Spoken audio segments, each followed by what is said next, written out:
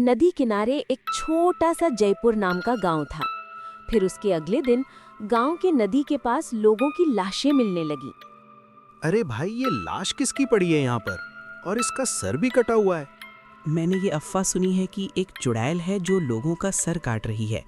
कहीं ये उस चुड़ैल ने तो नहीं किया है? हाँ, हो सकता है कि ये उस चुड़ैल का काम तो नहीं है। अगर ऐसा है तो हमें भी बचकर रहना होगा। फिर उसी रात राजेश और उसकी पत्नी सीमा दोनों सो रहे होते हैं। फिर किसी की चिल्लाने की आवाज आती है। फिर सीमा की नींद खुल जाती है और वो फिर खिड़की से बाहर देखती है। वो बाहर एक चुड़ैल को देखती है जिसके हाथ में गुब्बारे होते हैं, पर वो आम गुब्बारे नहीं होते, वो इंसानों के सिर होते हैं। ये सब देखकर सीमा की आंखें फटी की फटी रह जाती हैं। अरे, ये तो वही चुड़ैल है जो लोगों के सर काटकर अपने साथ ले जा रही है। अरे सुनते हो, ये देखो, ये वही चुड़ैल है जो लोगों के सर काट रही है। अरे उठो। फिर राजेश उठ जाता है और खिड़की के बाहर देखता है, लेकिन जब तक वो चुड़ैल वहां से गायब हो चुकी होती है। अरे क्या, सीमा बाहर तो कोई भी नहीं है। लगता है तुम्हें आधी रात में वहम हुआ है। देखो, मैं जानता हूँ कि गांव में वो सिर काटने वाली चुड़ैल की अफवाह फैल रही है, इसीलिए तुम्हें ऐसा वहम हो रहा है। डरो मत, चलो सो जाओ। अरे नहीं, मैंने अपनी आंखों से देखा था। ये वही चुड़ैल थी जो लोगों के सर काट रही है। सीमा गांव वालों को रात की सारी बातें बताती है। फिर बाद में गांव वाले लोग सीमा की बताई हुई जगह पर जाने लगते हैं, जहां पर उसने रात में चुड़ैल को देखा था। वो सब लोग जब वहां पर पहुंचते हैं तो उन लोगों की आंखें फटी की फटी रह गई, क्योंकि वहां पर खून के निशान और उल्टे पैर के निशान थे। अरे ये पैर के निशान किसी आम इंसान के नहीं है, ये तो पक्का चुड़ैल के पैर के निशान ही है। देखो, अब ये बात तो पक्की है कि हमारे गांव में एक चुड़ैल का साया है। इसलिए हम लोग जब तक इस चुड़ैल का समाधान ना ढूंढ लेते, जब तक रात में कोई भी घर से बाहर नहीं निकलेगा। फिर एक रात में एक शराबी अपने घर के बाहर खाट पर बैठकर शराब पी रहा होता है। नशा शराब में होता तो नाचती बोतल, मैं कदे झूमते पैमानों में होती हलचल। नशा शराब में होता तो नाचती बोतल।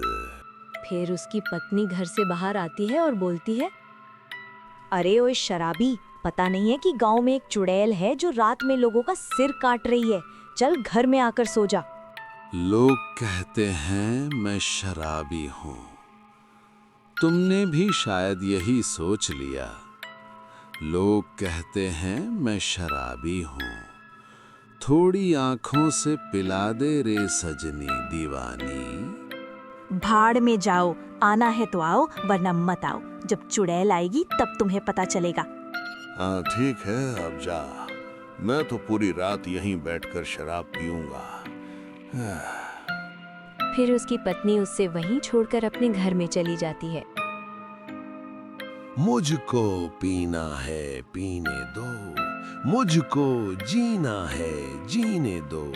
फिर उसे किसी की चिल्लाने की आवाज आती है। ये किसकी चिल्लाने की आवाज आ रही है? कौन है? कहीं कोई मुझे डरा तो नहीं रहा है? कौन है? फिर चुड़ैल उसके सामने आ जाती है। अरे ये तो सच में एक चुड़ैल है, और ये तो इंसानों के सिर को गुब्बारे समझ रही है। अरे कोई बचाओ। फिर वो वहां से जल्दी से अपने घर में घुस जाता है और दरवाजा लगा लेता है। उसकी पत्नी गहरी नींद में सो रही होती है। अरे जल्दी उठो, बाहर तो सच में एक चुड़ैल आ गई है।